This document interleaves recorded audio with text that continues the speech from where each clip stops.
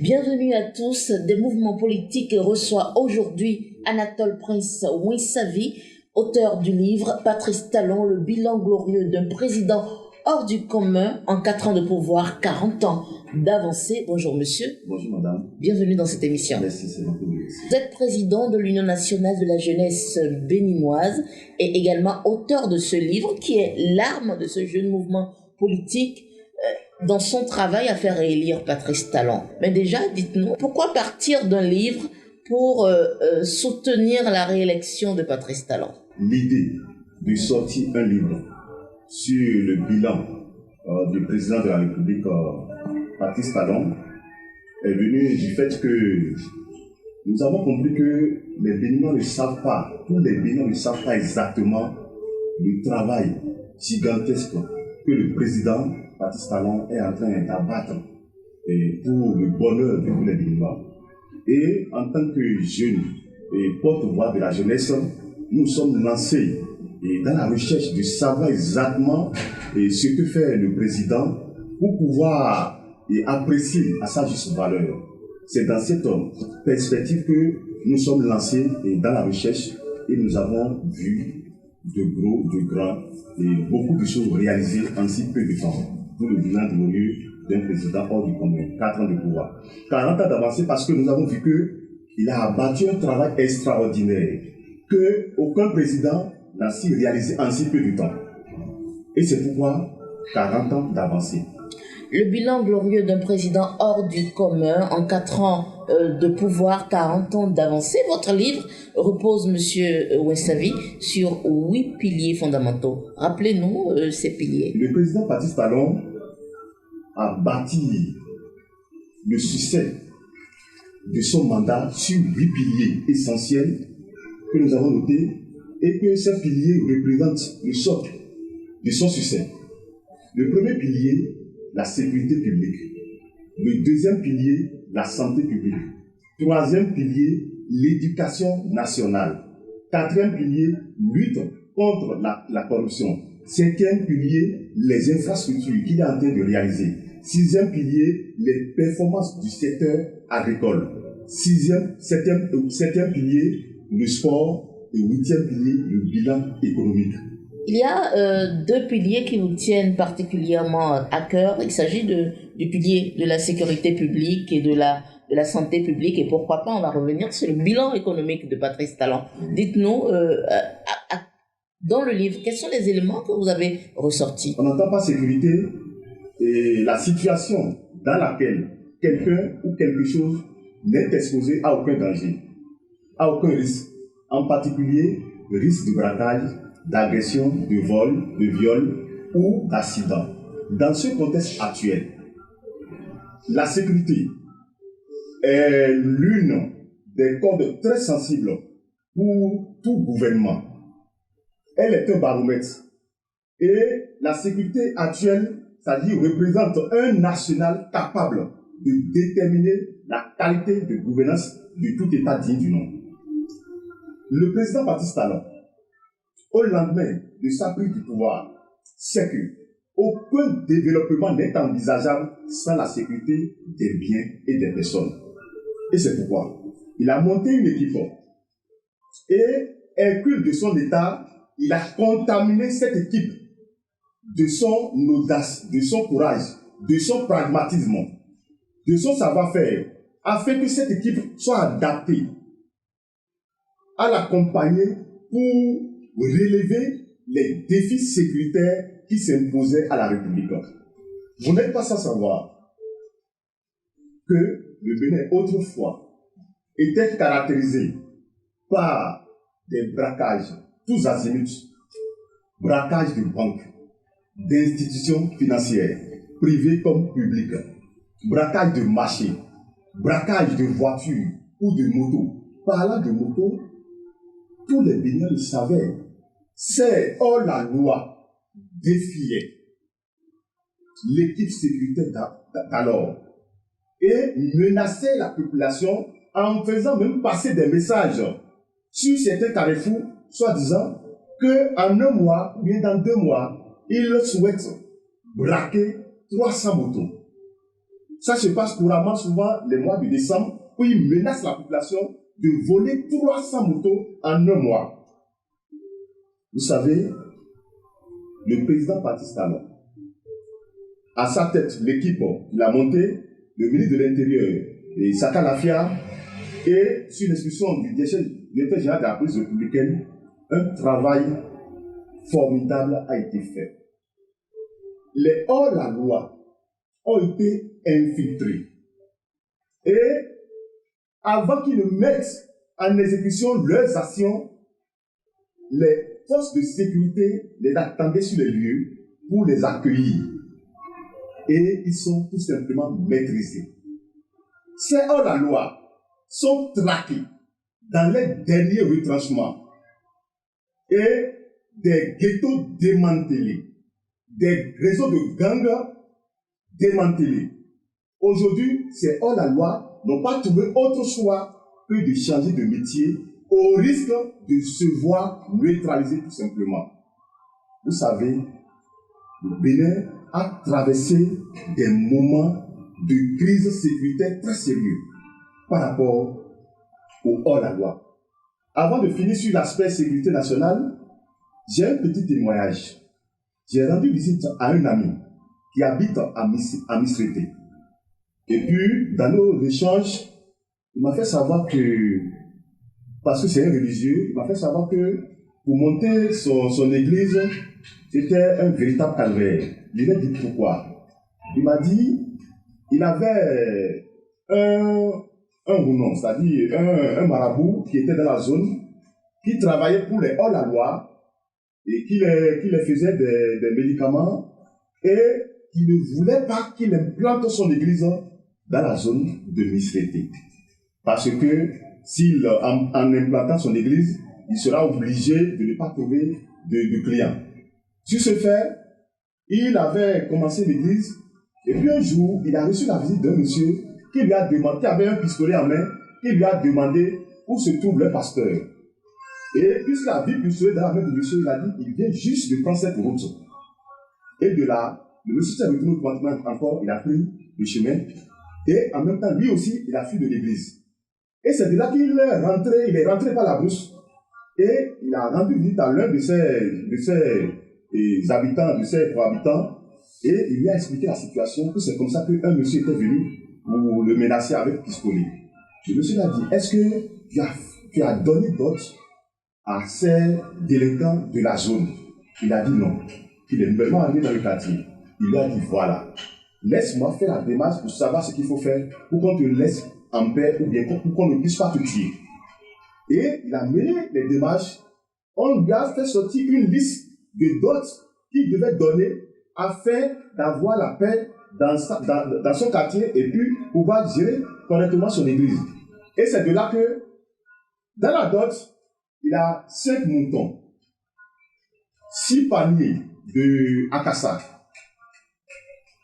2 bouteilles, 2 litres de huile rouge, 2 litres de huile d'arachide, et 4 bouteilles de sodabi et 4 bouteilles de liqueur. Et c'est cette liste qu'on lui a remis. Et c'est de là qu'il s'est tracassé, aller s'endetter pour venir payer cette dot.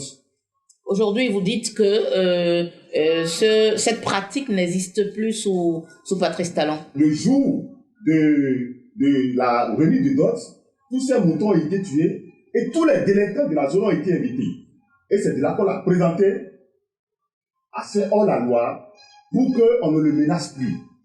Ils ont préparé ces moutons, mangé avec les akassa, ils ont bu. Allons-y rapidement, s'il vous plaît. Finalement, il a pu avoir la paix. Je voulais conclure en disant que ce monsieur a dit, il m'a dit, dans cette zone, c'est le président Patrice Talon qui nous a sauvés.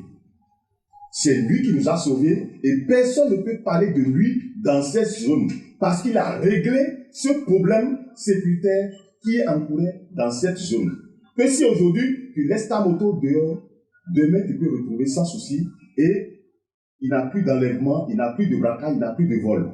Passons alors, M. Ouessavi, à la question de la santé publique aujourd'hui, pilier fondamental de la réussite du mandat de Patrice Talon. Merci madame. Et par rapport à la santé est l'un des domaines les plus fragiles de la vie humaine. Le rôle de notre État, c'est de protéger efficacement la santé des populations par la veille épidémiologique. Et dans ce contexte, nous avons noté deux éléments que le président Patrice Talon a lutté contre. Et en luttant contre, a sauvé la vie à des milliers de Béninois. Le premier point, c'est la lutte contre les faux médicaments. On appelle faux médicaments des médicaments mal fabriqués, des médicaments contrefaits. L'OMS a établi que ces substances renferment des substances nocives à la santé, à savoir le mercure, l'arsenic, le raticide et le ciment, formule chimique. En déclarant la guerre à ceux qui faisaient la distribution et la commercialisation de ces médicaments, de ces faux médicaments, Patrice Talon a sauvé la vie de plus de 8 millions de Béninois. Parce que ces médicaments étaient partout dans les rues, accessibles à tous. Et je voulais vous donner un petit témoignage. Un enfant de mon quartier, après avoir consommé le Batrim vendu au bord des routes, a perdu la vue. Une jeune fille, c'était en 2013, une jeune fille a perdu la vue après avoir consommé ces médicaments vendus au bord des routes. C'est pour vous dire que le président est un grand visionnaire et qu'il savait que ces médicaments étaient nocifs. Le deuxième grand élément, c'est la suppression des droits de grève aux médecins. Les médecins qui ont prêté le serment d'Hippocrate de sauver des vies humaines, ou un oui ou un non, aller en grève,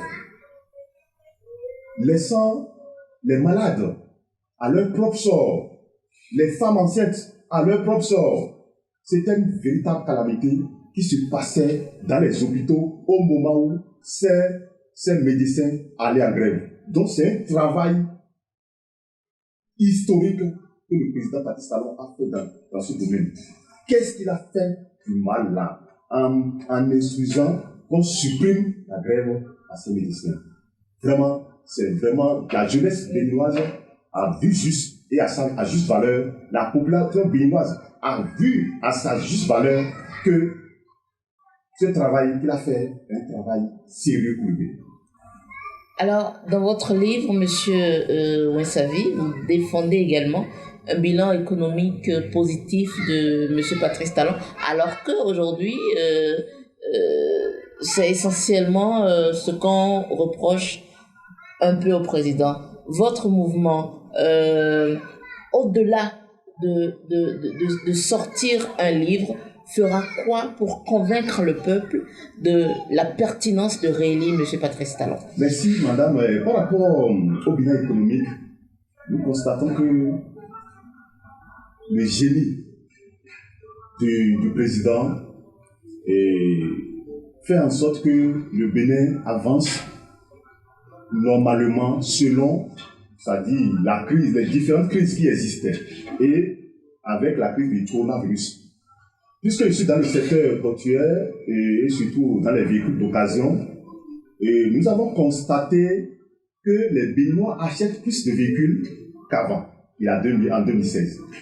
Parce que si une série compte environ 10 000 numéros d'immatriculation, et en un an, environ 20 000, disons 2 séries au gouvernement précédent, au minimum 2,5 pour entrer dans une nouvelle année.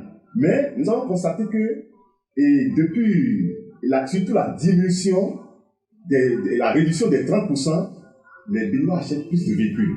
Et en un an, nous avons constaté qu'il y a plus de 50 000 véhicules en consommation, comparativement aux années de 2016, qui étaient à 20 000 véhicules par an, les Béninois achètent plus de véhicules qu'avant. Nous avons constaté aussi que dans la ville, les Béninois construisent, les immeubles poussent, des maisons poussent, des parcelles sont achetées. Et puis, ça veut dire que le travail qui se fait en haut descend jusqu'en bas et tout le monde entre pour son compte. Monsieur Anatole Ouessavi, vous n'avez pas répondu entièrement à ma question. Aujourd'hui, l'autre aspect de ma question était que qu'est-ce que le mouvement Union nationale de la jeunesse béninoise fait d'autre à part la sortie de ce livre pour pouvoir faire réélire Monsieur Patrice Talon? Merci beaucoup, Madame, pour cette question qui est très capitale pour nous. Vous savez, l'Union nationale de la jeunesse béninoise, en tant que jeune, conscient de tout ce qui se fait, Patrice Talon est une marque pour la jeunesse béninoise, pour le peuple béninois. Patrice Talon a des talents extraordinaires et il le met entièrement au service du développement du Bénin. Et c'est pourquoi nous voulons baser sur le bilan pour sensibiliser la population. Ceux qui n'ont pas encore compris le sens de son travail, le sens de son combat, ceux qui n'ont pas encore adhéré à sa vision, la vision du développement, puissent comprendre. Et nous envisageons organiser des tournées pour pouvoir expliquer le bilan, le contenu du bilan du président Patrice Talon. Pour ceux qui ne sont pas à Cotonou, doivent savoir ce qui se passe à Cotonou, et ceux qui sont à Cotonou doivent savoir ce qui se passe au nord du Bénin. Un peu partout. C'est ce que nous envisageons entreprendre dans les jours à venir. Le livre que vous avez écrit est en français. Et quand on sait que la majorité de notre population est analphabète, quel dispositif avez-vous prévu pour vraiment expliquer aux populations le bilan positif de M. Patrice Talon? Et nous avons ciblé 31 villes et villages que l'Union nationale de la jeunesse béninoise compte parcourir très bientôt. Bien vrai, à plus de 80% de nos populations sont analphabètes, mais dans chaque village, il y a des enfants, des jeunes, élèves, étudiants, collégiens ou enseignants, professeurs, qui sont dans les villages. C'est avec ceux-là que nous allons travailler, leur expliquer le bilan, pour que ceux-là soient en mesure d'expliquer aux villageois dans leur langue, pour qu'ils puissent être imprégnés du travail qui se fait par l'État actuel. Nous tendons vers la fin de cet entretien et nous n'allons pas le finir sans aborder la démarche, selon vous, de l'opposition depuis l'avènement de M. Patrice Talon. Dites-nous, quelle lecture faites-vous aujourd'hui de cette opposition-là qui a du mal à tenir devant l'homme fort du Bénin? À l'océan Pacifique, avec une superficie de 166 241 700 km², les opposants à son régime sont en pleine noyade au beau milieu de cette vaste prouesse étendue de prouesse réalisée, de cette vaste étendue de prouesse réalisée par le président Patrice Talon. Et ce n'est pas étonnant qu'il lance des signaux de détresse, des appels au secours à l'endroit du chef d'État français. Ce bilan les plonge dans un état d'esprit comateux d'au moins 20 ans. Ce bilan les rend sans argument, sans vision, sans boussole, visiblement sans un projet concret pour notre cher pays du Bénin. Et leur comportement ressemble à des plaisantins et des tonneaux vides. Parce que dans un pays sérieux, je ne peux pas comprendre, je n'arrive pas à comprendre comment, à 2 ans ou 1 an d'une échéance aussi importante que la présidentielle, sans remplir les formalités qu'il faut, on envisage conquérir à une telle échéance. Parce qu'on sait qu'au Bénin, il faut tout faire pour avoir des parrainages, soit des maires ou soit des députés. Je comprends pas le comportement du professeur Joël Aïvor qui s'est réveillé à 2 ans ou visiblement à 1 an d'une échéance si importante que la présidentielle, pour commencer par se promener dans tous les villages, soit disant, venez me prendre, je vais vous libérer, je vais vous sauver, je vais vous libérer. Je ne comprends pas. Normalement, avant de mener cette démarche, il devait prendre des dispositions.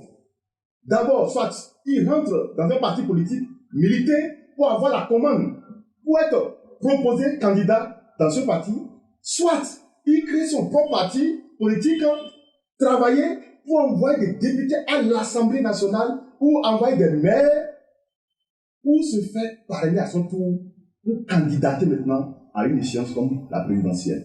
Mais sans remplir aucune de ces conditions, il va partout dans les villages, je vais vous libérer. Je n'arrive pas à comprendre que ceux qui ont fait la loi font comme si il n'y a pas une loi qui réglemente la candidature à la présidentielle.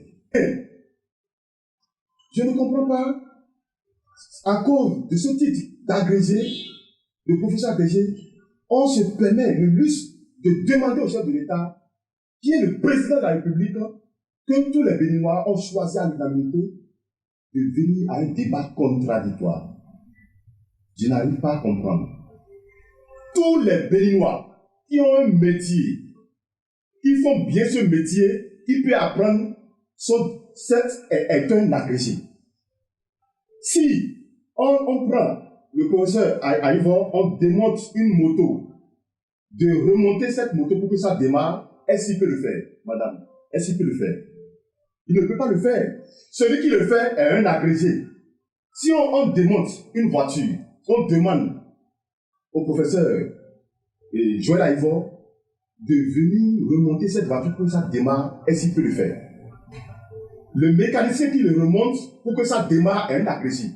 Dans son domaine, si un maçon construit des maisons, des immeubles, et il le fait si bien, il devient un agrégé en maçonnerie, dans son domaine. Donc s'il veut un débat contradictoire, je le veux. Pas avec le président. Je veux un débat contradictoire avec le professeur agrégé. Moi, je n'ai pas été jusqu'à l'université pour finir l'agrégation. Mais dans mon domaine, je suis un agrégé. Et je suis prêt à l'affronter avec le bilan réalisé par le président en 4 ans. Je suis prêt à l'affronter. Lui, avec Komi Koutié à gauche, et le professeur Joël Aïvor à droite. Et nous allons mener le débat sur les idées, sur les réalisations, sur tout ce que le président Patrice Talon a réalisé. Nous allons débattre. Et Joël Aïvor va me dire ce que lui a réalisé dans sa vie pour que le Bénin puisse lui faire confiance. Ce qu'il a réalisé. Parce que moi, mon candidat, que je souhaite et je propose d'abord à monter des entreprises. Il nourrissait des milliers de Béninois. Il a créé des usines et beaucoup de Béninois travaillaient dans ces usines-là. Mais je ne comprends pas. Tu n'as jamais occupé une fonction au Bénin officiellement. Tu n'as jamais monté une entreprise officiellement. Et à cause de ce titre d'agrégé, que tous les Béninois sont d'ailleurs, tu te permets le luxe de dire que je veux affronter le président peu par peu. Non, c'est pas comme ça. Pour affronter le président actuel là, il faut d'abord travailler pour avoir des députés à l'Assemblée. Il faut travailler pour avoir des maires dans les mairies, dans les communes. Et là maintenant, tu as un niveau pour affronter le président. Sinon, le niveau est très loin, très très loin du président de la République. Il est très loin. Pour Komi Koutié, on te demande, monsieur Komi Koutié, tu as fait tel temps à la tête de telle institution, tel temps à la tête du ministère de l'économie et des finances. Viens te justifier sur tel point. Et puis, il va loin. Il reste loin là-bas, il dit non, je suis milliardaire, mais qui a perdu son argent? chers compatriotes, est-ce que vous voyez? Il est en train de narguer qui? Il nargue la population. On dit tu avais à occuper des fonctions de responsabilité dans le temps passé. Viens te justifier. Tu vas loin, loin, loin, loin, loin. Tu restes au fond là-bas. Tu dis, je suis milliardaire. Mais est-ce que quelqu'un a perdu son milliard? Non, ce n'est pas des gens comme ça qu'il faut confier le pays. Nous sommes dans un pays sérieux. Ce n'est pas à des gens comme ça qu'il faut confier la gestion d'un État. Il reste là-bas, il écrit un livre. Le livre est gros comme ça. Et puis, il met comme titre ma version. On dit non, viens. Il dit non, c'est ma version. Et il met le prix de ce livre à 10 000 et quelques. Et c'est eux qui disent que rien ne va dans le pays. Il ne veut même pas que la population sache sa version. Il ne veut pas que la population soit imprégnée des réalités de sa gestion. Il écrit un gros livre qui d'abord pour lire, il faut prendre du temps pour lire. Les gens n'ont pas ce temps pour lire ce gros livre-là. Et ta version, c'est un mot, deux mots. Non, c'est pas ça, c'est telle personne, c'est telle... Non, voilà, voilà. Et c'est fini. Mais un gros livre, il va lire avec un gros prix. Donc non. Je veux le débat contradictoire avec Komi Koutié à ma gauche et Joël Aïvor à ma droite. S'ils veulent, on va prendre avion pour aller n'importe où ils veulent pour faire ce débat. Nous sommes au terme de cette émission, Monsieur Anatole Mouissavi. Votre mot de fin. Puisque l'Union nationale de la jeunesse béninoise est le porte-voix de la jeunesse consciente. Et j'aimerais demander à la jeunesse béninoise et au peuple béninois d'être conscient. D'où nous venons et où allons-nous? Où nous sommes et où allons-nous? Actuellement, beaucoup de choses ont été réalisées. Et c'est par rapport à ça, je demande à toute la jeunesse de travailler autour d'eux pour que, dès le premier tour, le président Patrice Talon fasse le chaos. Il n'a rien à faire, c'est le chaos parce que le bilan est dense et gigantesque. Et c'est pourquoi le chaos est inévitable. Merci à vous, Anatole Prince Mouissavi. Eh bien, Patrice Talon, le bilan glorieux d'un président hors du commun en 4 ans, 40 années d'avancée, c'est un essai politique que porte l'Union nationale de la jeunesse béninoise avec à sa tête, vous, bien sûr, notre invité, Anatole Prince Mouissavi. Vous êtes auteur de ce livre, président de ce mouvement. Ça sera tout pour cette émission. Merci d'avoir répondu présent à notre invitation. C'est moi qui vous remercie. Et merci à vous de nous avoir suivis.